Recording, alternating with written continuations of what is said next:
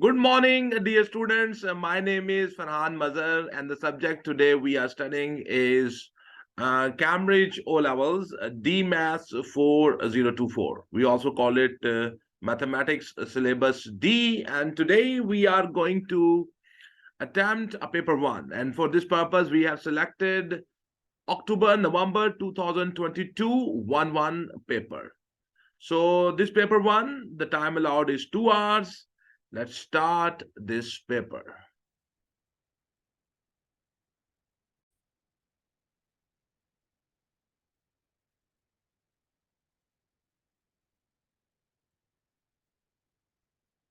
So we are starting October-November 2022, paper 1-1. And this is paper 1 from the zone 1 or the variant 1. And the time allowed for this paper is 2 hours, and the calculator is not allowed in this paper. The total marks for this paper are 80. So let's start today's paper. Okay, so on your screen, the question number 1 is showing up. The temperature was -2 degrees centigrade. The temperature decreases by 8 degrees centigrade. Find the temperature after this change. Okay, so the initial temperature is -2. The final temperature is 8 degrees centigrade. So sorry, the decrease is 8 degrees centigrade. You have to tell what is the final temperature. So T2 is the question. So the T2 will be equals to T1 minus that decrease. So -2 minus 8. So it will be -10 degrees centigrade. So the temperature will be minus 10 degrees centigrade. So you can see. So let's go to the. I will go to the top. Okay. Let's adjust the marking scheme. I was on the last question. I was checking it. Okay. So -10 is the answer. So our answer is also -10. So our answer is right. Question number 1 is B part on another day. The temperature increases from -5 degrees centigrade to 3 degrees centigrade. Work out the increase in the temperature. Okay. So the initial temperature is -5. The final temperature is 3 degrees centigrade. And we want to find out what is the change in the temperature. So how much is the increase? So the increase will be the final temperature minus the initial temperature, T2 minus T1. So 3 minus -5. It will be 3 plus 5, and that will be 8 degrees centigrade. So the change in the temperature is of the 8 degrees centigrade. This is the solution, and here we go. Question number 2, and he says find the 45% of $1.20. So 45% means 45 by 100 of 1.20 multiply with the 1.20. Remove the decimal of the 1.20, you will have 120 divided by 100. So it will be when you multiply 45 with the 120, you get 5400 divided by 10,000 and adjust the decimal, move the decimal 4 steps to the left, and you will get $0.54. $0.54. $0.54 is the right answer. Question number 3. He says, write these fractions in order of the size, starting with the smallest. If you look at these fractions, this is 11 by 12, 4 by 5, 27 by 30, 13 by 15. So if you look at the denominators, they all can be converted into the same denominator.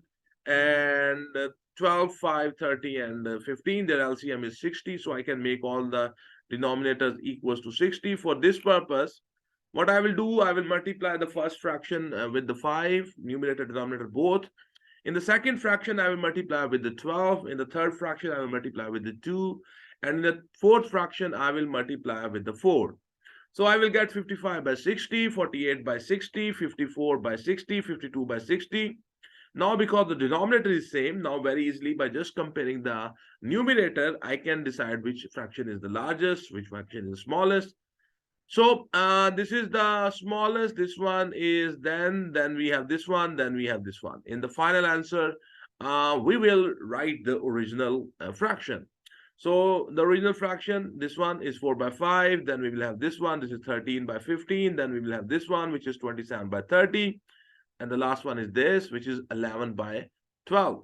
So 4 by 5, 13 by 15, 27 by 30, 11 by 12, 4 by 5, 13 by 15, 27 by 30, and 11 by 12. 11 by 12 is the right answer, sir. Okay, so we are, here we have question number 4. He says, this is a diagram given, and this diagram is according to a scale. And the scale is that 1 centimeter on this diagram is equal to 30 meter in actual. So 1 centimeter represents here 30 meter. The diagram shows the position of the two ships A and B. On the diagram, 1 centimeter represents 30 meter. Find, A part is find by measurement the actual distance of the A and B. With the help of a scale, measure what is the length between A and B, whatever that will be in the centimeters, because 1 centimeter is equal to 30 meters. So whatever the length you get, I hope you have a hard copy of this paper. So 1 centimeter is 30 meters. So whatever is the length AB, that will be in the centimeter. Just multiply it with the 30 and you will get the actual distance in meters. So I have done this already, and 1 centimeter is equal to 30 meters. So this distance AB, when I measured it from this photocopy of the paper, which I have, it was 5.6 centimeter. So the actual length will be X. So the X will be equals to 30 multiplied 5.6, and that will be 168 meters. So our answer is 168 meter. He says 162 to 174. So 168 is right. You see, whenever this paper is photocopied, the diagrams actually shrink a little bit. That's why whenever we measure the length, that length is a little smaller than the actual one. Okay, so measure the bearing of the B from A. The important word here is measure. Measure means using an instrument, measure the bearing of the B from A. Measure the bearing of B from A means that on the A we have the north, and from that north go clockwise, and from this north go clockwise and measure this angle. Okay, so from the north I will go clockwise and I will measure this angle. So actually you have to measure this angle. Okay, so put your D here, your compass here, and measure the angle between this line and this line. So whatever will be that, and that will be your, what you say, the bearing of the B from A. Bearing of the B from A, on A you have the north, from that north you come to the AB line. And that angle is the bearing of the B from A. And that will be 125 degrees, 125 degrees. So they say it will be from 123 to 124, 127. So our answer is in the range. So it's right. Okay, the next one, he says a third ship is positioned at the C. C is on a bearing of the 164 from A and on a bearing of the 252 from B. Find and label the position of the A on C on the diagram. Okay, so what you will do, so put your compass here, and from A, the bearing is 164. So what you will do, you will put your, you will put here, you will put your D here. So put the D here, and wherever will be 164, it will be approximately somewhere here. So then just draw this line, okay? Then put your D here. So from, for example, you have to mark the bearing of 252 from B. From B means on the B is the north, 252, because that cannot be drawn directly with the help of the compass we normally use. So what I will do, I will subtract, and from 360 subtract 250. How much is this? 252. From 360, I will subtract, for example, from 360, subtract 252. So how much will be this? Okay, so that will be, I think, 801. It will be 108. Okay, so what I will do, I will take I will put the bearing is basically, you go clockwise. but the clockwise it is 252, but because that angle is in our compass, we have only 180 degree. So I will come anti-clockwise, and here I will put my D like this. And wherever is the 108, it will be approximately here. And mark it on the paper and then draw the line like this. Okay. So wherever they cut, this is the point. See. So this angle is how much? 164. And how much is this angle? This is 108. But actually the bearing is this one, which is how much? That is 252.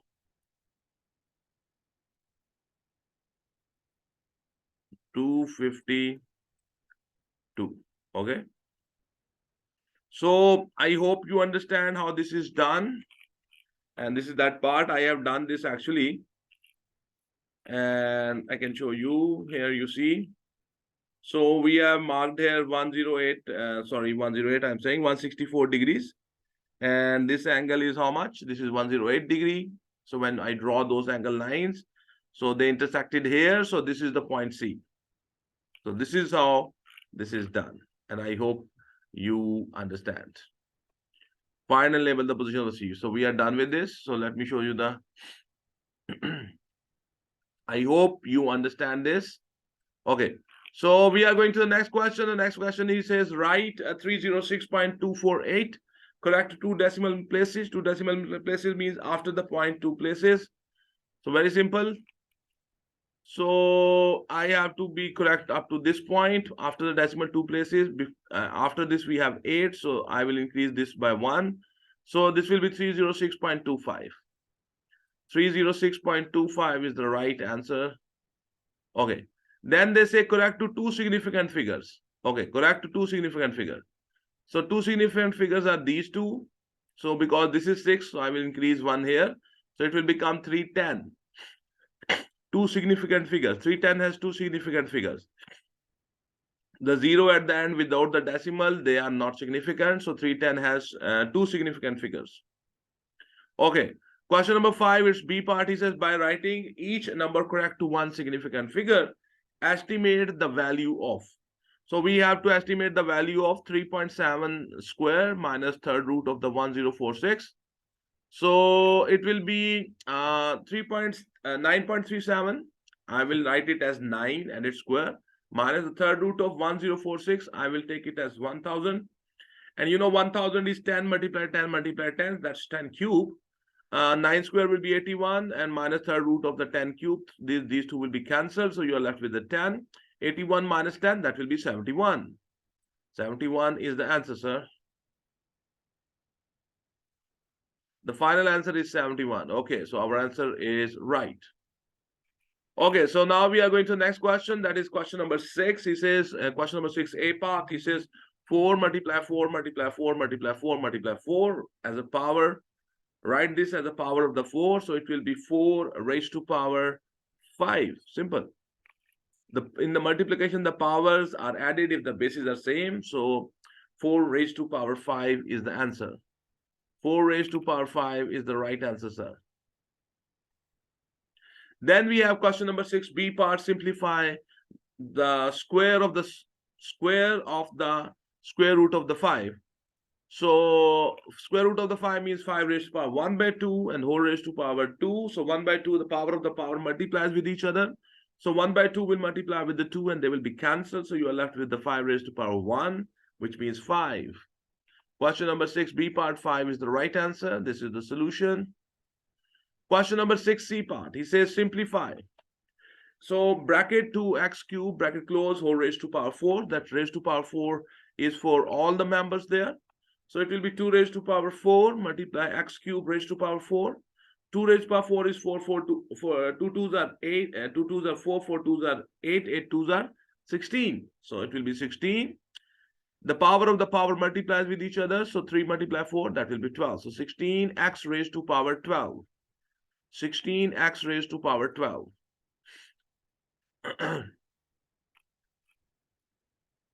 Question number 7, A part. You have 7 by 8 minus 3 by 4. So we have two fractions and we want to subtract them. We will make their denominator same. Their LCM is 8. So I will take the LCM 8. 8 will be divided by this denominator. You get 1. 1 multiplied 7 is 7. 8 divided by 4, that will be 2. 2 multiplied 3, that will be 6. So 7 minus 6 divided by 8, and that will be 1 by 8. So 1 by 8 is the right answer. This is the solution. Question number 7, B part, 2 marks of this part. Work out 1 whole 3 by 5 divided by 4 by 7. Give your answer as a mixed number in its lowest term. So 5 ones are 5, and 5 plus 3 is 8. 8 divided by 5 divided by 4 by 7. When you convert that divide sign into the multiplication sign, the fraction after that, that will flip and reciprocate. So it will become 7 by 4. So 8 by 5 multiply 7 by 4. For ones are, for twos are, so 2 by 5 multiply 7 by 1. So it will be 14 by 5, which is 2 whole 4 by 5. 2 whole 4 by 5. 2 whole 4 by 5 is the right answer. This is the solution. Question number 8, he says factorize 3a square plus 12a. You see, in factorization, the first rule is if something is common, take it common. Here, 3 is common and a is common in these two terms.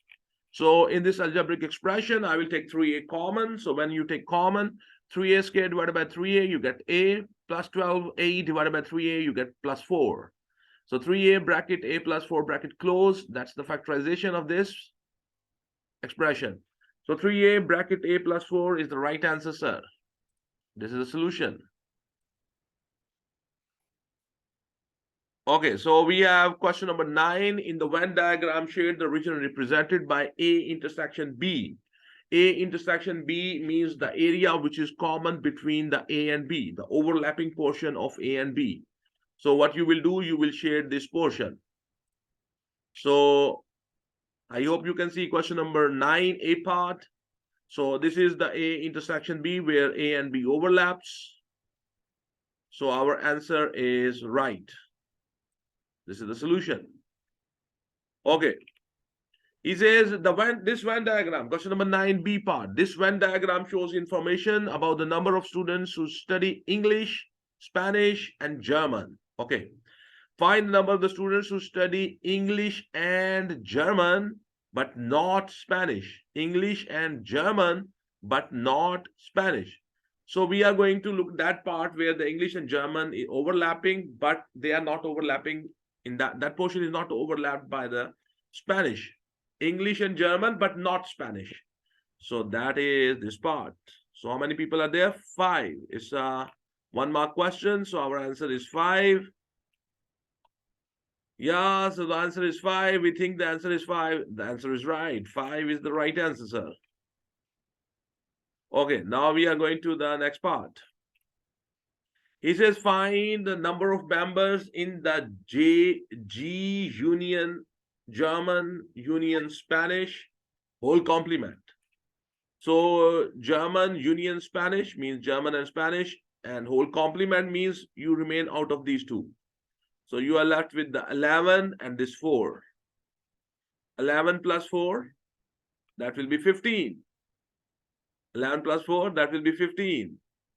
And the 15 is the answer, sir. I hope you understand. Okay, so we are going to the question number 10. A part, he says, write the number 320,000,000 in the standard form. So its decimal is here. So I will move it to this point. So check how many points. 1, 2, 3, 4, 5, 6, 7, 8. 8 steps to the left. So when the decimal will move 8 steps to the left, that will become the power of the 10.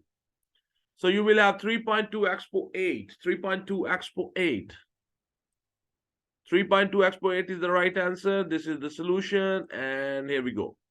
Question number 10. It's B part. B part is 2 marks part. He says evaluate 2 expo minus 3 divided by 4 expo 9. Give your answer in the standard form. Okay. So what I will do, I will move this decimal. I will move this decimal 1 step to this way. So the power will decrease here. So I will have 20 we will have 20 multiplied 10 raised to power minus 4, and in denominator you have 4 multiplied 10 raised to power 9. So it will be 5. 4 and 20 have cancelled, so it will be 5 into 10 raised to power, because they are dividing, so the powers will be subtracted, minus 4 minus 9. So you will have 5 expo minus 13. 5 expo minus 13. Hopefully you understand. Let's check.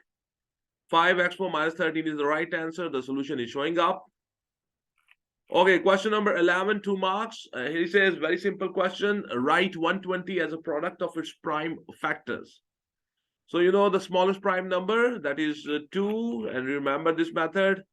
So 120 divided by 2, that's 60. 60 divided by 2, and that is 30. 30 divided by 2, that's 15. 3 divided by 15, that's 5. 5 divided by 5, that's 1. So the 120 can be written as 2 raised to power 3 multiply 3 multiply 5. So 2 raised to power 3 multiply 2 raised to power 3 multiply 3 multiply 5. That's the solution. I hope you remember this. And this is the very first exercise of the D1. Okay. The B part is 315 is equal to 3 square multiply 5 multiply 7. Using this information to find the smallest integer value of the n, such that 315n is a square number. You see, is a square number. So what is the value of the n we have to tell, and the smallest value of the n? In the square number, all the factors will have an even power. You see how many factors are there? There's 3, there's 5, there's 7. So all of them should have an even power. For example, the power can be 2, the power can be 4, the power can be 6, it can be 8. Okay, so in the end, I will put those numbers which will make all the factors their power even. So 315, that is 315n, that is 3 square into 5 into 7 into, because the 5 here has power 1, so I will need a 5 here, so it will make 5 square. 7 raised to power 1, so I will need a 7 here, so that will make 7 square. So that n is basically 5 multiply 7, so that's 35. So the value of the n is 35. That makes that number a perfect square. A perfect square is a number in which all of its factors, their power is even. And we are going for the smallest power, so that I can say the power should be 2, or it can be 4. Okay, so question number 12, A part. He says expand and simplify. Don't confuse it with the factorization. And he says expand and simplify, A part. Here we have to expand and simplify, not factorize. Okay, many students confuse this question with the factorization. So it will be 3 bracket 2x plus 1 minus 2 bracket 4x plus 3 bracket close. So very simple, straightforward question. And what you can do, here, just open it. That 3 will multiply with the 2x, and that will become 6x. The 3 will multiply with the 1, and it will be 3. Minus 2 will multiply with the 4x, it will be minus 8x. Minus 2 will multiply with the 3, and it will be minus 6. 6x minus 8x, you will left with the minus 2x. 3 minus 6, it will be minus 3. So your final answer is minus 2x minus 3. Minus 2x minus 3. Minus 2x minus 3. So minus 2x minus 3. So our answer is right. That's the solution. Okay, question number 12 is B part. Here we have 2 brackets which are multiplying with each other. The question is expand and simplify. The first member of this first bracket will multiply with the second bracket. Then this plus 5 from the first bracket will multiply with the second bracket. So you will have x bracket x minus 3 bracket close plus 5 bracket x minus 3 bracket close. So it will be x squared minus 3x plus 5x minus 15. So it will be x squared minus 3x plus 5x. It will be plus 2x and minus 15. So this is the answer. X squared plus 2x minus 15. X squared plus 2x minus 15. So we have x squared plus 2x minus 15. So our answer is right. Question number 13, A part. He says the nth term of a sequence is 3n squared minus 1. Find the first 3 terms of the sequence. So the nth term is given. He wants you to find out the first three terms of that sequence. So very simple.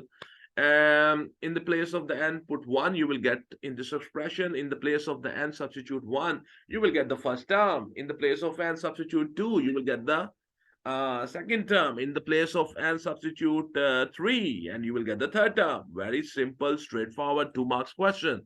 So here on your screen, the solution is showing up. So the first term will be 3 into 1 square minus 1, and that will be 3 minus 1, that will be 2. The 2 is the first term. 3 into 2 square minus 1, that will be 12 minus 1, and that will be 11. 11 is the second term. And the third term will be 3 into 3 square minus 1, and that will be 27 minus 1, and that will be 26. So 26 is the third term. So 2, 11, and 26.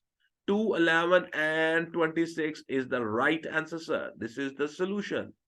Question number 13, B part, he says, these are the first 5 terms of a different sequence. The terms are 1, 3, 9, 27, 81. And find an expression in terms of n for the nth term of this sequence. So this is basically, we call it a geometric sequence, but that's not in the O levels. I have heard this word in my FSC. And in O levels course, we don't use this word. Okay, so it is, 1, 3, 9, 27, 21. I will check what is the first difference. The first difference is 2, 6, 18, 54. Then I check the second difference, that is 4, 12, and 36. So because the second difference is not same, if the second difference is same, then it will be a quadratic sequence. But the second difference is not same. So this is not a quadratic sequence. Okay, then I will go on another try. I will try to solve it a different way. So 1 can be 3 raised to power 0, and 3 can be 3 raised to power 1. 9 is 3 raised to power 2. 27 is 3 raised to power 3. 81 is 3 raised to power 4. Okay, so this is my first term, and so this is 3 raised to power 1 minus 1. This is my second term, and this is 3 raised to power 2 minus 1. And this is my third term, and this is 3 raised to power 3 minus 1. And this is my fourth term, and this is 3 raised to power 4 minus. So this is how you catch that pattern. So I'm not using any formula. I'm purely catching the pattern. 81 is the fourth term, so it will be 3 raised to power 5 minus 1. So what will be the nth term? It will be 3 raised to power n minus 1. So this is how this is done. Let me reduce the size so you can see the whole question together. And so the nth term is 3 raised to power n minus 1, which is right. So my dear students, here we have not used any formula. We have purely tried to catch the pattern.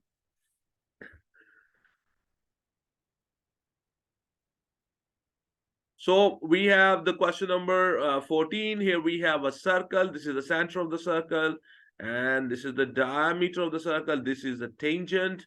Okay, so he says B, C, and D are points on the circumference of a circle. Center O.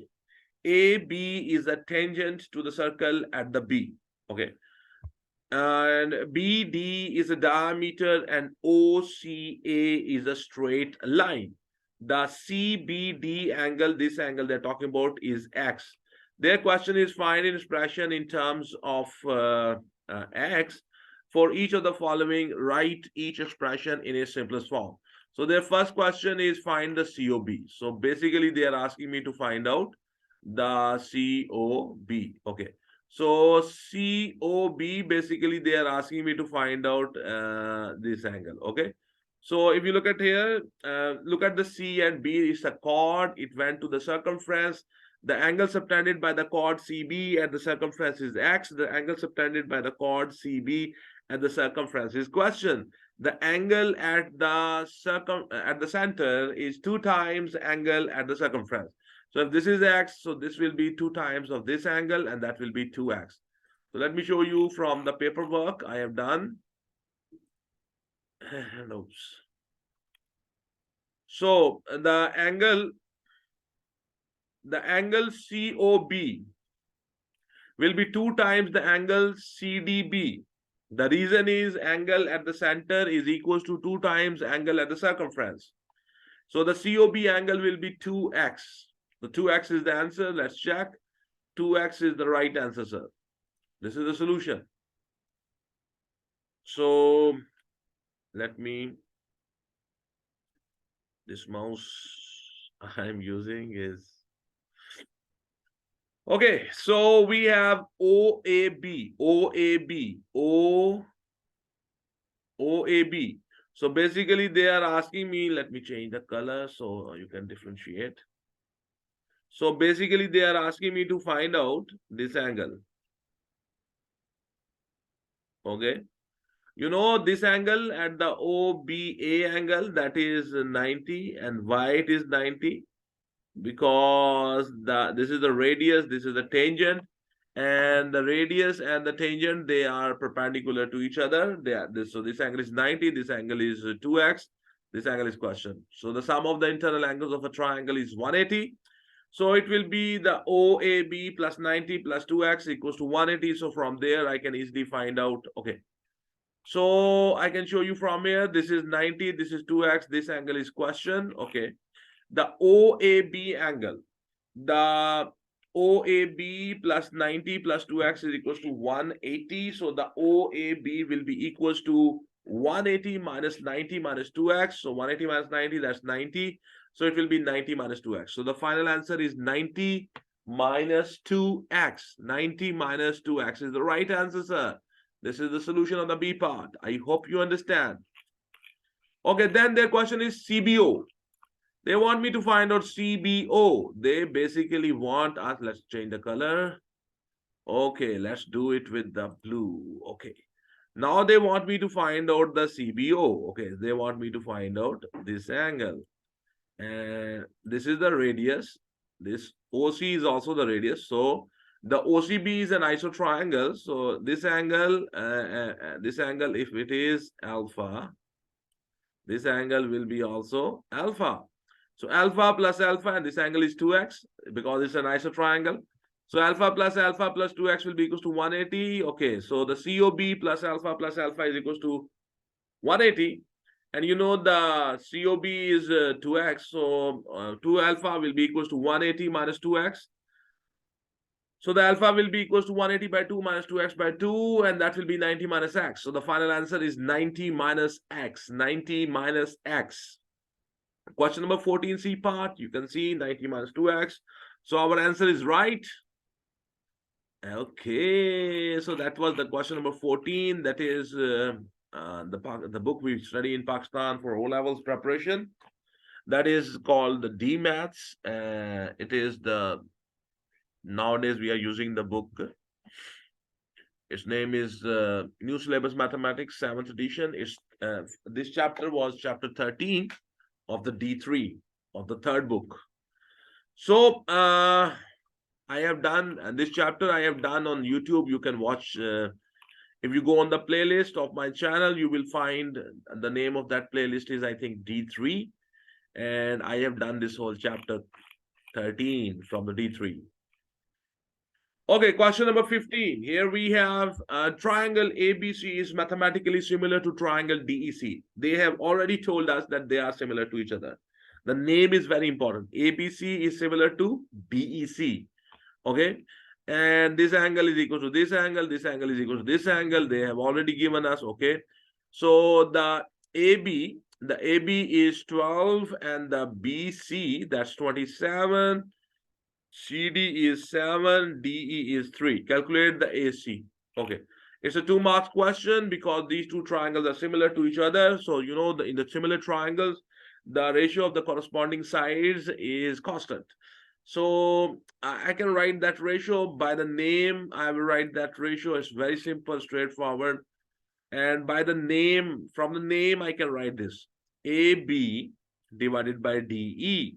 That will be equals to BC divided by EC equals to AC divided by DC. So from the name of those similar triangles, which were given, that statement was given in the question, and from that statement, I can write this the ratio of the sides, corresponding sides.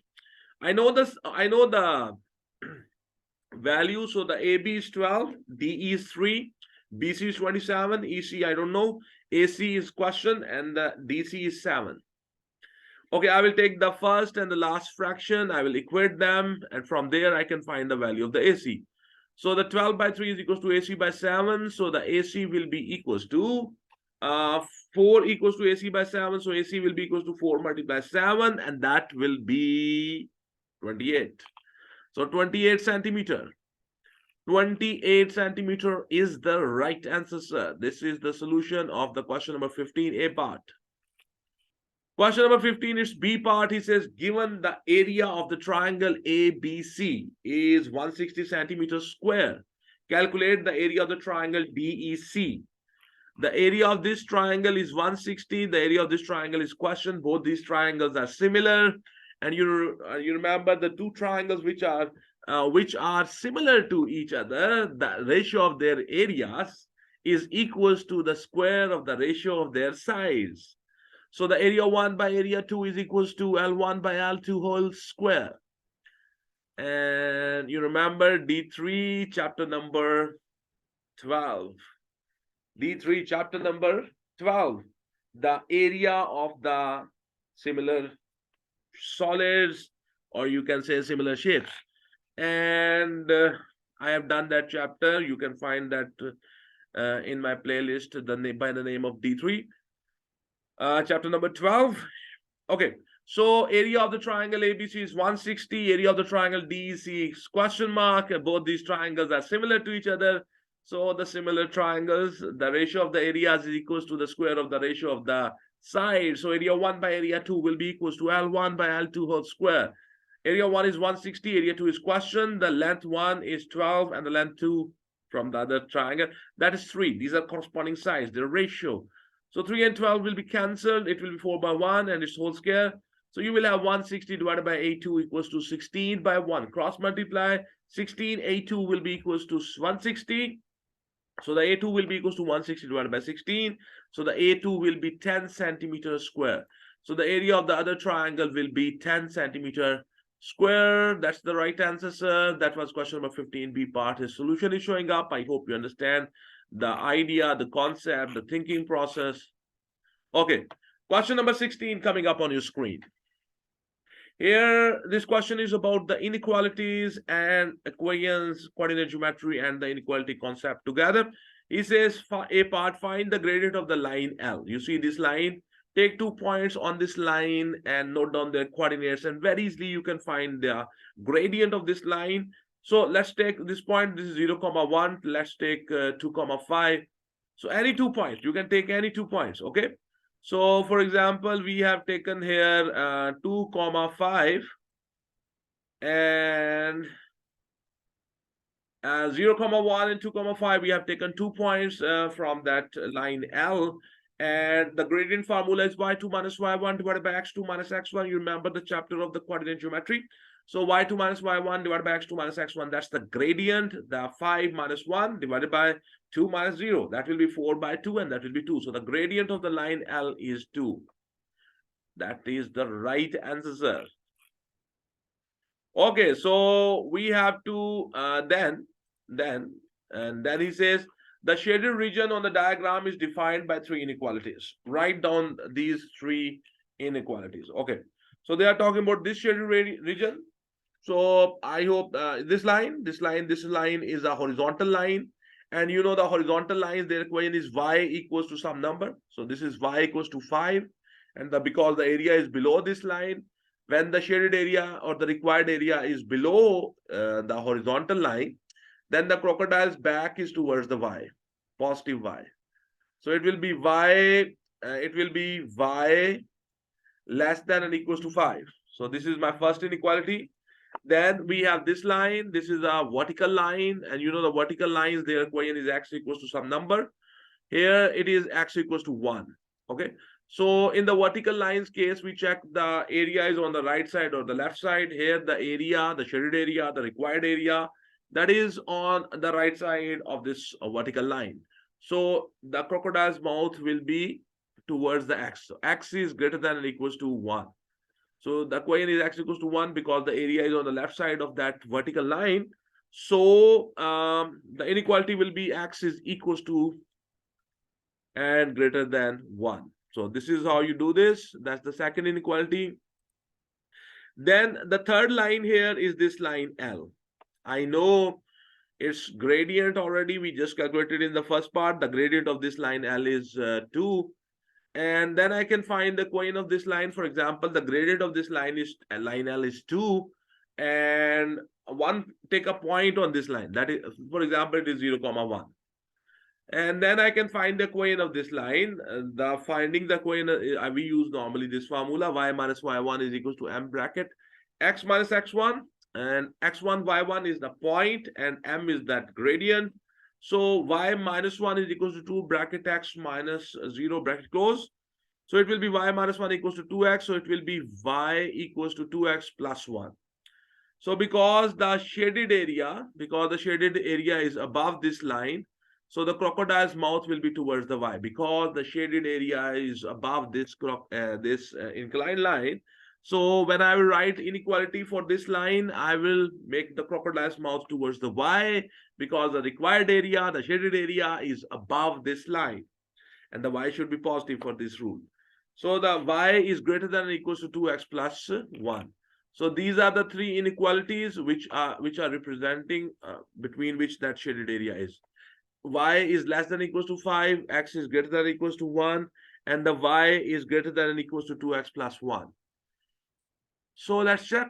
X is greater than or equals to 1, y is less than or equals to 5, and the y is 2x plus 1, greater than or equals to 2x plus 1. So I hope our answers are right. Yes, sir, the answers are right. You can see on the marking scheme is showing up, and this is the solution. Hopefully you understand.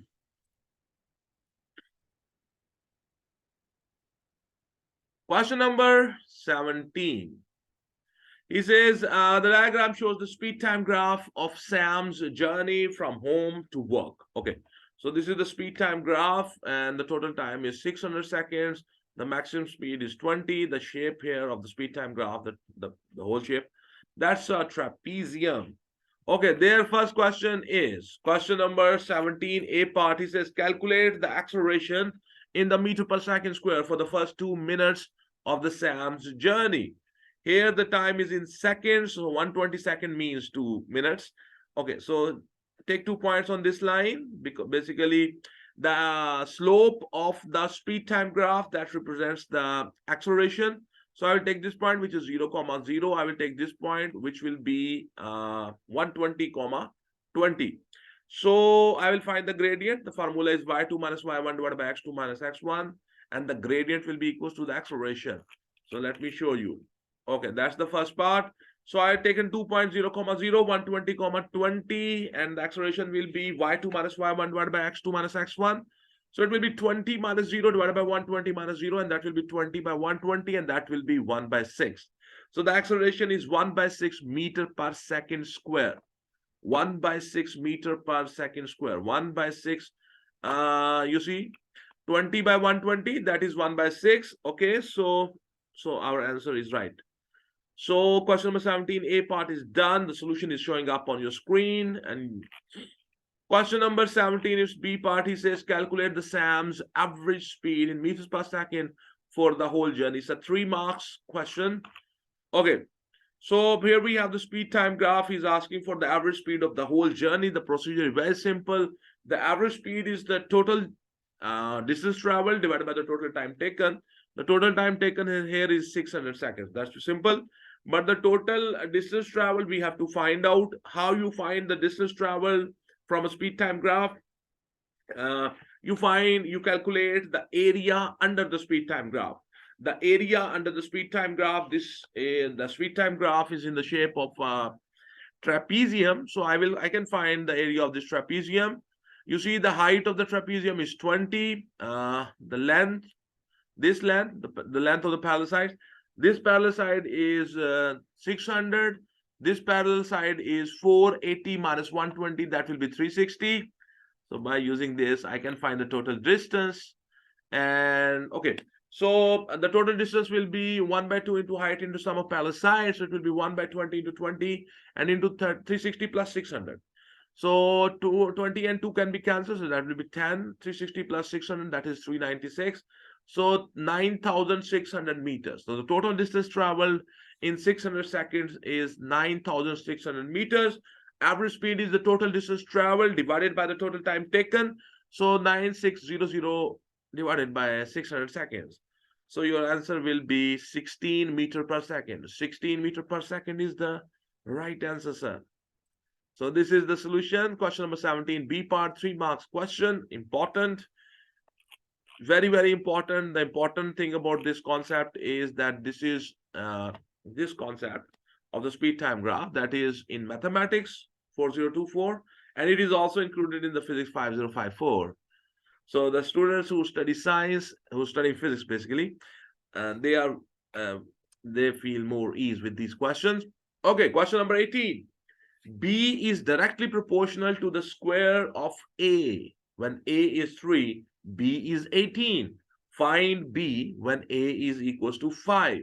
It's a 2 marks question, simple, straightforward, proportional question. This is coming from the chapter number 1 of the D2. 7th edition, Mathematics 7th edition, the book we are using. New Syllabus Mathematics 7th edition, Book 2, Chapter number 1.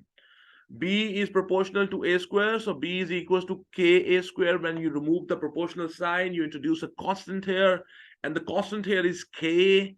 So you will have 18 equals to K into 3 squares. So 18 is equals to K into 9. That 9 will go on the other side and divide. 18 by 9 is equals to K. So the K will be 2. So the formula will become, B equals to 2A square. Then they say A is 5. What is the B? So you will have B equals to 2 into 5 square. That 5 square is 25. 25 multiplied 2, that will be 50 centimeter. So the value of the B is 50. And question number 18, 50 is the right answer, sir. This is the solution of that question. And I hope you understand. Okay, so we are going to the next question, and this question is of 3 marks. And you can see this is a 3 marks question. Okay, he says question number 19, ABD is an equilateral triangle. So it means that because this is an equilateral triangle, so this side and this side is equal, and you know this third side is also equal to them, and this perpendicular coming from this vertex onto this line, so this line will be divided into 2 equal parts. Okay, so this angle is 60, this angle is 60, this whole angle is also 60, because this is an equilateral triangle. ABD is an equilateral triangle. C lies on the DB, sorry, and AC is perpendicular to the DB. Show that the triangle ADC is congruent to the triangle ABC. Give a reason for each statement you make. Okay, so very simple. You see the AD will be equals to the AB because it is given. It's an equilateral triangle. The AC is the common side. It's in this triangle. It's in this triangle. This angle is 90. This angle is also 90. So it means the ACD angle, the ACB angle, they both are 90. It is also given. So these two are right angle triangles. They both of them have the same hypotenuse, and one of their sides is also same. So these two triangles are congruent to each other. The reason is RHS. We are comparing two right angle triangles, and in them the hypotenuse and another side is same. So these two triangles are congruent to each other. Okay, so here we go. The AD is equals to AB, given. AC is equals to AC, common side. ACD angle and the ACB angle, they both are 90 degree. It is also given. So the ACD and the ACB, both these triangles are right angle triangles, and in them the hypotenuse is same and another side is same, and they are right angle triangle. So these two are congruent to each other. The reason is RHS. The reason is RHS. So I hope you understand question number 19. This is coming from the chapter number 11. of the D3 new mathematics syllabus, new mathematics 7th edition, new mathematics 7th edition, the book we study in Pakistan for preparing the Cambridge. Okay, so we are going to the next question. The next question is question number 20. A farmer records the mass of each of his sheep. Some of the results are summarized in the table and illustrated in the histogram. So the mass in the kg, 0 to 5 kg, 5 sheep, 5 to 15 kg, 20 sheep, 15 to 20 kg, A, we don't know A, 20 to 30, 40, 30 to 50, 20 sheep. So the results are shown in the frequency density histogram. So this is the frequency density. Here we have the mass. So the first three, from 0 to 5, the histogram is there. From 5 to 15, the histogram is here. From 15 to 20, the histogram is here. Okay, the first question is use the histogram to find the value of the A. So 15 to 20, this is its histogram. And I want to find out the frequency, that's A. So remember, in the histogram, the frequency density histogram, the area of that bar, the area of that histogram is equal to the frequency. So you know this portion is 5, this portion, the frequency density, that is 6. You multiply 6 with the 5, you get 30. 30 is the area of this thing, and that is equal to the frequency. So let me show you the proper working. Okay. So the area, the A value, the frequency, that will be frequency density multiply the class width.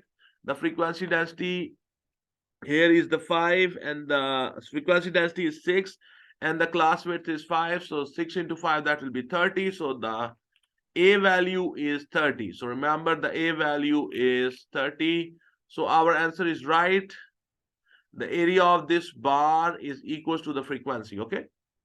Okay, now the next question they are asking is complete the histogram, and how many marks are there? There are 2 marks, so we have to complete. So if you want to make the frequency density histogram, you need to find out the class width. So we will find the class width. This class is 5, its width is 5 basically. This class width is 10. This class, its width is 5, its width is 10, and its width is 20. So you divide the frequency of that class with the class width, you get the frequency density. So remember this formula. The frequency density is equals to frequency divided by the class width. So divide the frequency with the class width, you get the frequency density. So if you want to find out the frequency density here, so what you will do, you will find the class widths. We have done that. We want to make the histogram for the last 2 classes. So this is 10, this is 20, that's the class width. The frequency is 40, 40 divided by 10, that will be 4. So the frequency density for this class is 4.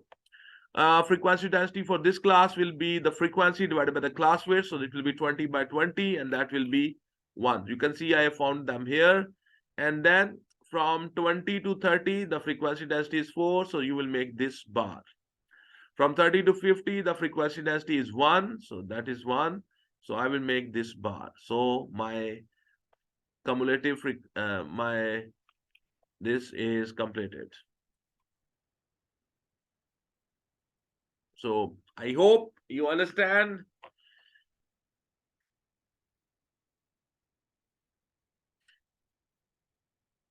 So we are done with the question number 20. Okay, question number 21. Here a matrix A is given. He says 3, let me off this. 3, 1, minus 4, 2. That's the A matrix. They want me to find out the A plus 2B equals to 1, 5, 10, 12. They want me to find out the value of the B. So I will take this and I will put the value of A here, and we will try to do the calculation. Okay. So here we go. So the A plus 2B is equals to 1, 5, 10, 12. That's the matrix. Okay, this A will go on the other side. It will subtract. So put the value of the A. So it will be 1, 5, 10, 12, minus 3, 1, minus 4, 2. So 1 minus 3, it will be minus 2. 5 minus 1, it will be 4. 10 minus 4, that will be 14. 12 minus 2, that will be 10. So bring this 2 to this side, it will divide here. So 1 by 2 into the matrix. So minus 2 divided by 2, and that will be minus 1. 4 divided by 2, that will be 2. 14 divided by 2, that will be 7. 10 divided by 2, and that will be 5.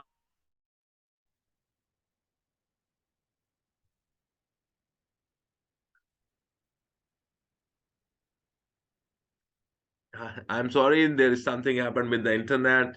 So the call was disconnected. This happens. We have very good internet, but this happens. The internet sometimes get disconnected. So my answer -1275. So my answer is -1275. This is how you do the question number 21, and I hope you understand. Okay. Okay. Question number 21, it's B part. He says find the A inverse. So you want to find out the A inverse. We know the value of the A. The value of the A is given. So first of all, I will find out the A determinant. So how you find the A determinant? You will multiply 3 with the 2, and that will be 6, minus 4 with the 1, and you will have 6 minus plus. So it will be 4. So 6 plus 4, it will be 10. So this is how you find the A determinant. Then you will find the adjoint of A. In the adjoint of A, along this diagonal, we change the location of these two members, and along this diagonal, we change the signs. So you will have 2 minus 1, 4, and 3. The A inverse, that will be equals to, A inverse is equals to, 1 by A determinant into adjoint of A. So it will be 1 by 10 into 2 minus 1, 4, 3. This is the answer. Or you can you can divide all the members with the 10. So in that case, it will be 1 by 5 minus 1 by 10. It will be 2 by 5. It will be 3 by 10. But at the marking scheme, this is the answers, and that is good. So our answer is right. You can see it is 1 by 10. In the matrix, you have 2 minus 1, 4, and 3. So let's check. Our answer is right. So my dear students, the solution is showing up on your screen. Let me. This is the solution of the question number 21. It's B part. I hope you understand. You can pause the video, take your time with this solution. Okay, so we are going to the next question. The next question coming up on your screen is question number 22. He says x squared minus 6x minus 7 equals to bracket x plus a bracket close whole square plus b. Find the value of a and the value of the b. Remember, whenever they give you question and they ask you to write this quadratic expression in this form, this is called completing the square. This is called completing the square. The examiner never used this word, completing the square. But you remember, this is completing the square. And let me show you. I have done this. And here we go. Okay. So how you do the completing the square? You take this expression, x squared minus 6x minus 7, the term which have x, write it in your rough work, and that's 6x. Divide it with the 2x, you get 3, whatever you get. The square of this number should be added in that expression. Square of this number should be subtracted from that expression. So you see, I will do this here, x squared minus 6x plus 3 squared minus 3 squared minus 7. Okay, so these three terms, look at them carefully. X squared minus 6x plus 3 whole square. That is the formula for x minus 3 whole square. X minus 3 whole square. So it will be like x minus 3 whole square, and this will be minus 9. Then you will have minus 7. Here you will have x minus 3 whole square. Minus 9 minus 7, it will be minus 16. So it will be, now you compare. He said x plus 1 whole square plus b. So you compare it with your expression. And from there, by comparing, I can tell you that the a is minus 3 and the b is minus 16. So here we have used completing the square method.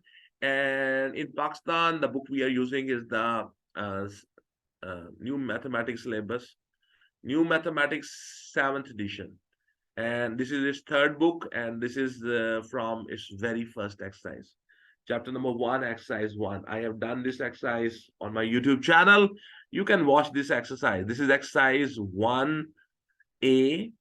and D3. The name of the playlist is 3 and D3. Completing the square is the name of the topic.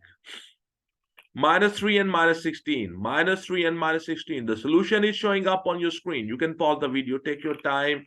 We are going to the next part. Question number 22, B part. Hence, solve the equation. X squared minus 6x minus 7 equals to 0. Show your working. There can be many methods because we were doing the completing the square, so I'm going to use that method. X squared minus 6x minus 7 equals to 0. You can do the midterm breaking also here, but I'm not doing that. I'm going to use the completing the square method, which we did in the first part. Okay, in the expression x squared minus 6x minus 7, I can write it as x minus 3 whole square minus 16 and equals to 0. Because this here we have the equation. I take this minus 16 to the other side, so it will be x minus 3 whole square equals to 16. So take the square root on both the sides, so you will have x minus 3 equals to plus minus 4. So you will have x equals to 3 plus minus 4. So now there are two scenarios. One is x is equals to 3 plus 4. The other one is x is equals to 3 minus 4. So you will have x equals to 7, and then you will have x equals to -1. So there are two values. So hopefully you understand, and you should understand that we can use here also the midterm breaking, but I have done the completing the square method. So let's check x7 and x is 7 and x is -1. So our answer is right. Hopefully you understand. This is the solution. You can pause the video and take your time with this question. Question number 23. He says volume of a cone is equals to 1 by 3 pi r square h. Curved surface area of a cone is pi r l. Surface area of a sphere is 4 pi r square. A solid cone has radius y centimeter. The slant height of the cone is 25% larger than the radius of the cone. A solid sphere has a radius r centimeter. The surface area of the sphere is equals to the total surface area of the cone. Show that y is equals to 4r divided by 3. Show that y is equals to 4r divided by 3. Okay, so here we have, let's suppose, I try to make it simpler for you.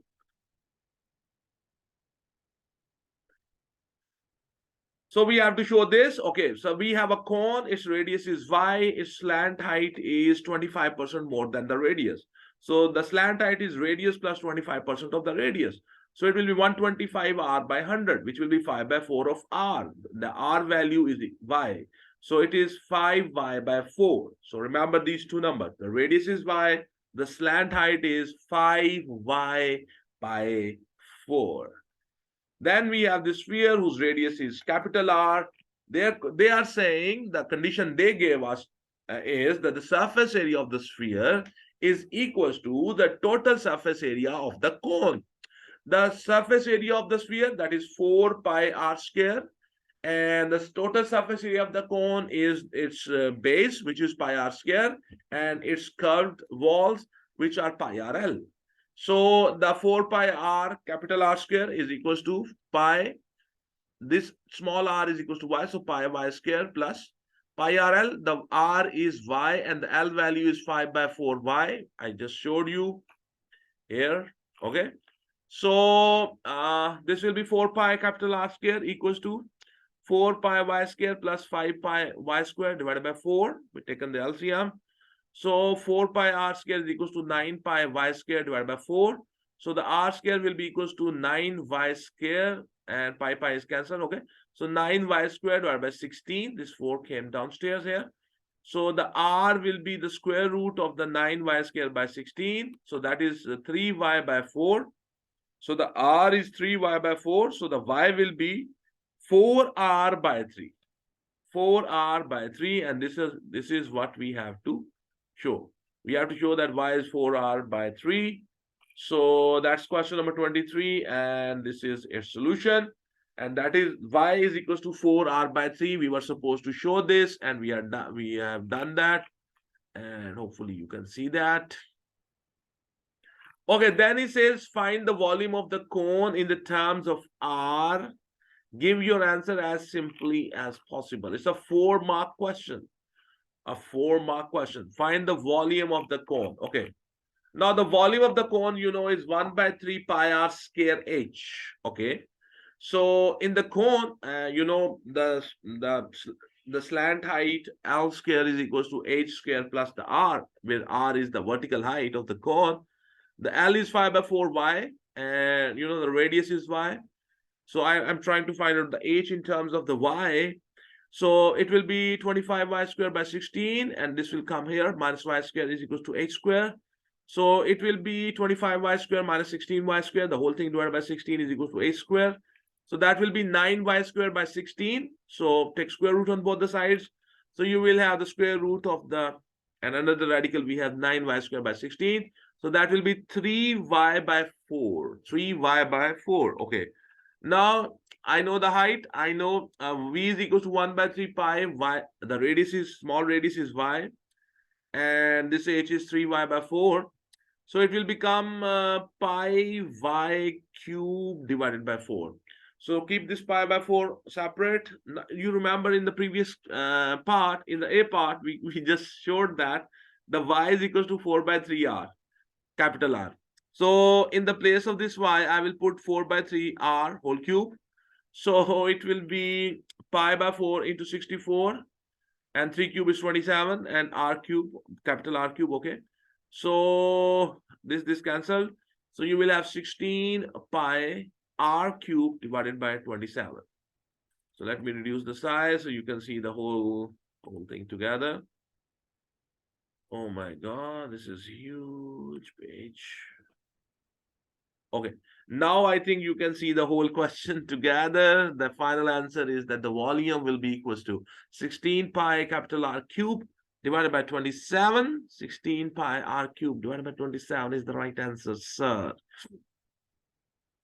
So you can pause the video here and you can have a good look at this solution. So that was the last part of this paper. And my dear students, this paper is finished. There are blank pages. Okay, so we are good. So let's confirm from the marking scheme also. So the over. So my dear students, today we have completed October, November 2022 402-411 paper. This paper 1 was from the zone 1, and I have tried my best. There were 23 questions and we have solved all of them, and I tried my best to explain it to you, the whole procedure, actual solution, the concept behind them, from where they are coming. So if you find this video useful, interesting, and you think that this video can help you, your friends, your juniors, your seniors, your teachers, please share the link of this video onto your Facebook, onto your Twitter account, and onto your Instagram. Because when you do this, this helps me to promote my channel, and I will be able to continue this work. I think I am blessed and that I can make these videos which can touch the life of so many students around the globe. One thing is also very important, that sometimes when we work, sometimes it's possible that I might make a mistake. So it is always, I always advise you that when you are working, not just with me, but with any teacher, or you are working on your own, always check your work with the marking scheme of the paper. It's very important. Okay, so it's a good habit, because sometimes I make mistakes, and you will also obviously make mistakes too. By making mistakes, there's no problem. You should not be afraid of making mistakes, because the mistakes, only those people make mistake who are working. Who do not work, they don't make mistakes. Okay, but the habit should be that whenever you do a paper, or I do a paper, and you are watching that video, check it with the marking scheme, because it's possible that I make a mistake, or you make a mistake, or your teacher make a mistake, or your junior student, or your senior teacher. We all are humans, so we can make a mistake. But the thing to learn is always check your work. Thank you very much. Have a good day. God bless you all.